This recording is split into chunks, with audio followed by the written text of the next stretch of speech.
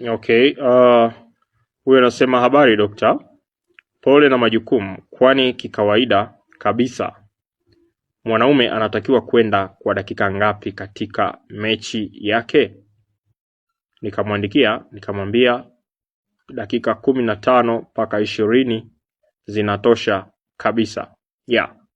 Ni moja ya kitu ambacho wanawake wengi wanakuwa na maswali, wanaume pia wanakuwa na maswali kwamba sasa what exact time ambayo mwanaume anatakiwa kuweza kuperform tendo la ndoa.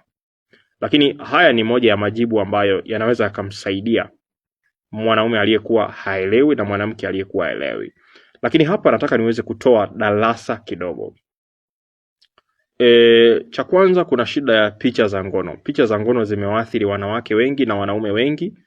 Wanapoona mtu anaperform dakika 30, dakika 40 lisali zima, wanafikiri ndio uhalisia, wanashindwa kujua kwamba wale watu wanaocheza picha za ngono asilimia kubwa wengi wanaweka dawa ambazo zina boost ili mtu aweze kuperform kwa muda mrefu zaidi, lakini pia kuweza kumshawishi yule mtazamaji aendelee kutazama kwa muda mrefu zaidi. So ingetokea mtu kwenye picha za ngono na dakika 4 anakojoa, kila mtu angekuwa shocked na hakuna ambaye angekuwa anatamani kuweza kuziangalia picha za ngono.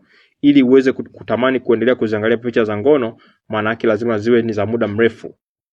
Na kuna wengine huwa wana tabia kuweza kuunganisha vipande. Wewe unaona kwamba ni muda mrefu, lakini kumbe vile vipande vimeunganishwa. So hichi ni kitu ambacho watu wengi wamekuwa wameathiriwa kisaikolojia na hawajui kwamba wamekuwa addicted katika hili. Kwa hiyo issue ya performance at least dakika 15 hadi 20, lakini what matters ni kwamba it's not about dakika, is about uwezo wa kuweza kumridhisha mwenza wako. Kuna mtu anaweza akatumia dakika 5 na mwanamke akaenda akakojoa mara 2. Hiki ni moja ya kitu ambacho wanaume wengi hawaelewi. Kwa hiyo it's not a matter ya dakika nyingi zaidi.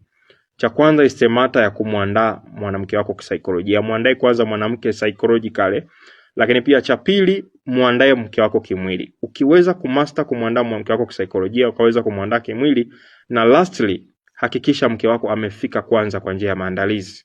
Hii ni one of the statement ambao nairudia kila siku. Hakikisha mke wako amefika kileleni kwa njia ya maandalizi. Ukiweza kumfikisha mwanamke kwa njia ya maandalizi, haiwezi kuchukua dakika nyingi zaidi. Haiwezi kuchukua 20 whatever. Within 3 minutes to 5 minutes tayari mwanamke atakuwa amekojoa na tayari mwanamke atakuwa amefika kileleni.